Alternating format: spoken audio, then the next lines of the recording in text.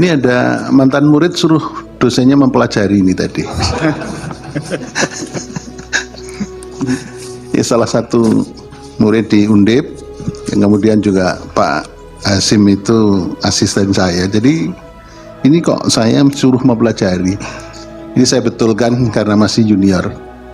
Dimohon tidak pelajari, ya, berkas yang sudah dikirim tidak dipelajari, tapi dimohon untuk menjadi pertimbangan. Terima kasih, Prof. Baik. Terus kemudian begini, DKPP itu kuasi peradilan etik ya, berarti ya. Benar. Oleh karena itu saya setuju, yang tidak bisa disampaikan adalah bagaimana situasi perkembangan yang ada di rapat permusyawaratan anggota. Itu nggak bisa keluar memang, itu independensi ya. Tapi kalau ada beberapa hal yang kita tanyakan, mestinya ini juga karena badan peradilan yang pengen untuk mengetahui semuanya, ya harus dibuka.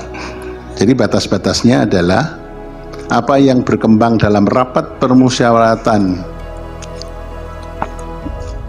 anggota DKPP itu nggak bisa. Misalnya itu tadi, ini yang selingkuh, ini yang minum keras siapa, ini nggak usah ya. Tapi pokok-pokok yang dihasilkan bisa disampaikan kita secara terbuka. Dan ini untuk menjadi pelajaran bagi seluruh bangsa Indonesia karena mendapat respon yang sangat positif dari masyarakat Indonesia di persidangan Mahkamah Konstitusi. Baik, yang pertama begini, saya pengen mengetahui bagaimana ketaatan para penyelenggara. Tapi sebelumnya begini, kenapa DKPP dihadirkan ke mahkamah? Itu pemohon 1, nanti kita minta direspon ya. Pemohon 1 itu di dalam dalilnya mengatakan begini, lumpuhnya independensi penyelenggara pemilu akibat intervensi kekuasaan dan intervensi kekuasaan dalam pencalonan paslon nomor 2. Itu.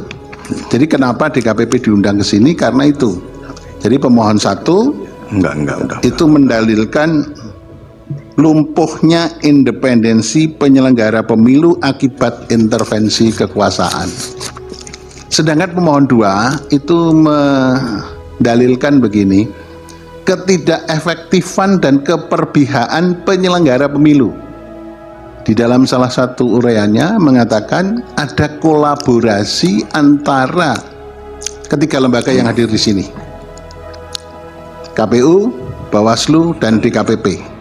Ini tiganya bermain untuk kepentingan bersama, yang nggak tahu untuk apa itu ya. Itu ada dalil itu, sehingga DKPP dipanggil ke mahkamah untuk memberikan penjelasan.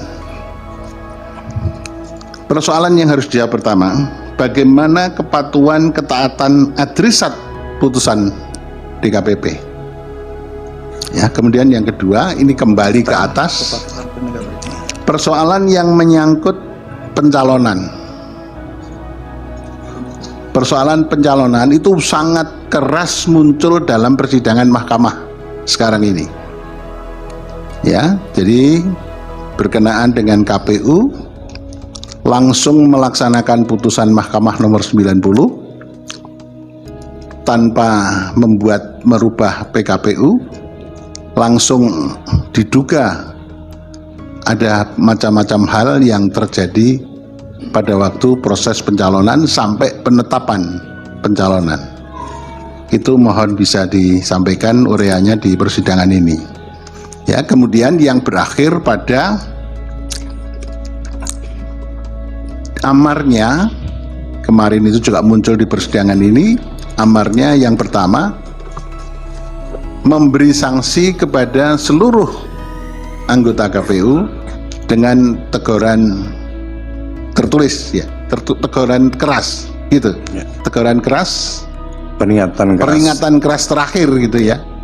Nah ini terakhir ya, besok kalau ada pelanggaran lagi ya harus dibuang ya, jangan terus kerasnya keras terus, terakhir terus sampai nggak selesai gitu ya kan itu.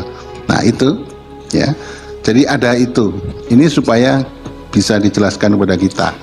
Kemudian pertanyaan berikutnya, apakah ada persoalan-persoalan yang serius pada waktu pelaksanaan atau pencoblosan yang dilaporkan kepada DKPP, dan kalau ada putusannya bagaimana, dan menyangkut berapa orang, kemudian bagaimana ketaatan dan bagaimana perbaikan-perbaikan dalam rangka itu.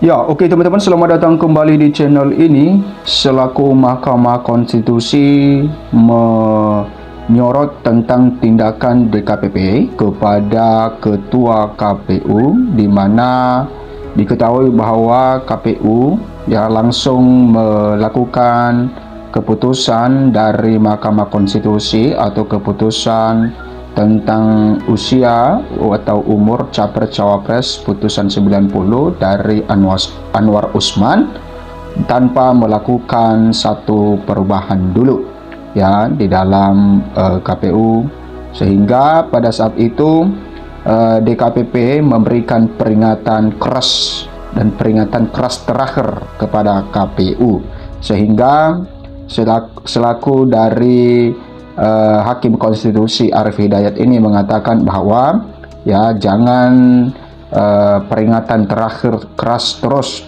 peringatan terakhir terus ya tidak selesai-selesai. Kalau memang sudah ada lagi pelanggaran yang sama seperti itu, maka harus dibuang.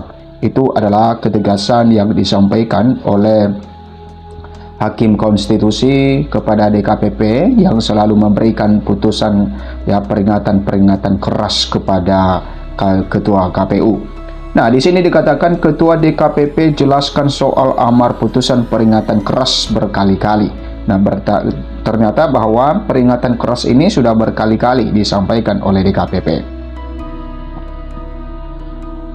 Ketua Dewan Kehormatan Penyelenggara Pemilu DKPP Hedi Lugito menjelaskan soal amar putusan yang memberi sanksi peringatan keras berkali-kali, tetap tidak pernah memberhentikan penyelenggara pemilu.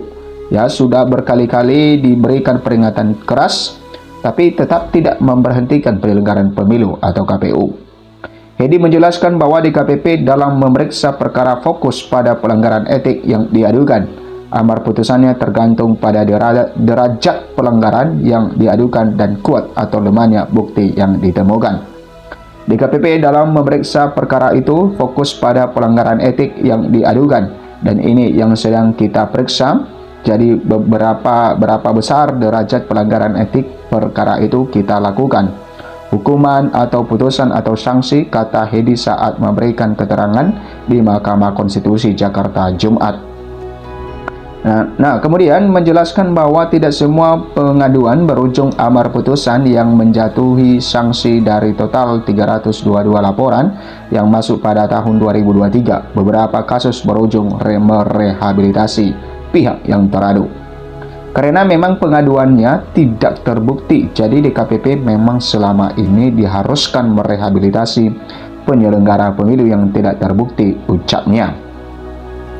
Nah, penjelasan Hedi tersebut merupakan jawaban atas pertanyaan Hakim Konstitusi Arief Hidayat.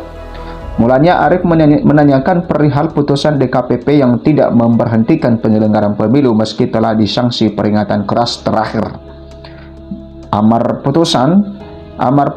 Amarnya yang pertama memberi sanksi kepada seluruh anggota KPU dengan peringatan keras terakhir. Begitu ya, ini terakhir. Kalau besok ada pelanggaran, ya lagi yang harus dibuang. Jangan keras terus terakhir terus sampai enggak selesaikan begitu. Jadi ada itu, ini supaya dijelaskan kepada kita, ucap Arief. Nah, ini dikatakan ya selaku Mahkamah Konstitusi Arief Hidayat ini memberikan peringatan juga kepada DKPP di dalam memberikan satu pelanggaran kepada KPU, yaitu jangan hanya peringatan keras dan terakhir ya terus terakhir dan sampai tidak ada yang dilakukan sehingga ya tidak selesai. Dia kalau ada besoknya ya ada pelanggaran lagi yang harus dibuang, jangan terakhir. Nah, itu yang ditekankan oleh Hakim Konstitusi Arief Hidayat. Selain itu, diakui Hedi, DKPP pernah menjatuhi sanksi pemberhentian kepada penyelenggara pemilu, terutama di tingkat kabupaten atau kota, baik pemberhentian tetap maupun pemberhentian dari jabatan ibunya. Hari ini Jumat, MK memanggil 4 Menteri Kabinet Indonesia Maju, yakni Menteri Koordinator Bidang Pembangunan Manusia dan Kebudayaan Muhadjir Effendi, Menteri Koordinator Bidang Perekonomian Airlangga Hartarto, Menteri Keuangan Sri Mulyani, dan Menteri Sosial Tri Risma hari ini. Nah, teman-teman, selain dari penyelenggaraan pemilu, DKPP, Bawaslu, KPU, yang dipanggil oleh Mahkamah Konstitusi di dalam sengketa Pilpres tahun 2024 ini, maka ada 4 menteri yang juga dipanggil oleh Mahkamah Konstitusi supaya dimintai keterangan, ya, karena para pemohon selalu menyorot tentang kegiatan presiden di masa kampanye di dalam pembagian bansos, apakah itu adalah hanya sekedar rutinitas seorang presiden di dalam kunjungan kerja atau ada nuansa politik di dalamnya untuk mendukung paslon tertentu. Dan juga dimintai keterangan dari Menteri Keuangan tentang dana yang dipakai oleh Presiden Jokowi dalam kunjungan kerja tersebut dan juga di dalam pembagian bansos, ya, karena sesuai dengan Menteri Sosial Tri Risma hari ini mengatakan bahwa Menteri Sosial tidak ada atau bantuan sosial itu tidak ada dalam bentuk barang atau beras, tetapi itu langsung cash ke penerima manfaat, sehingga ini menjadi satu pertanyaan bagi Hakim Konstitusi supaya dimintai keterangan dari Menteri Keuangan tentang dana yang dipakai oleh Presiden Jokowi di dalam kunjungan kerja di masa kampanye di dalam pembagian bansos. Selain 4 menteri, MK juga memanggil DKPP untuk memberikan keterangan dan didalami lebih jauh oleh Hakim Konstitusi dalam sidang lanjutan perkara perselisihan hasil pemilihan umum PHPU Pilpres 2024 yang diajukan oleh tim hukum Anies Baswedan Muhaimin Iskandar dan tim hukum Ganjar Pranowo Mahfud MD. Nah, teman-teman, itulah tentang hasil dari Mahkamah Konstitusi di dalam melakukan satu sengketa Pilpres tahun 2024 ini, ya, di mana dia selaku Mahkamah Konstitusi meminta keterangan dari berbagai pihak, baik itu penyelenggaraan pemilu, baik itu kepada para saksi kubu 01 dan 03, para ahli juga yang dihadirkan oleh kubu 01 dan 03, dan juga kubu 02, dan selanjutnya dari Menteri Kabinet Jokowi untuk dimintai keterangan mereka. Terima kasih, berikan komentar Anda. Sampai jumpa di video berikutnya.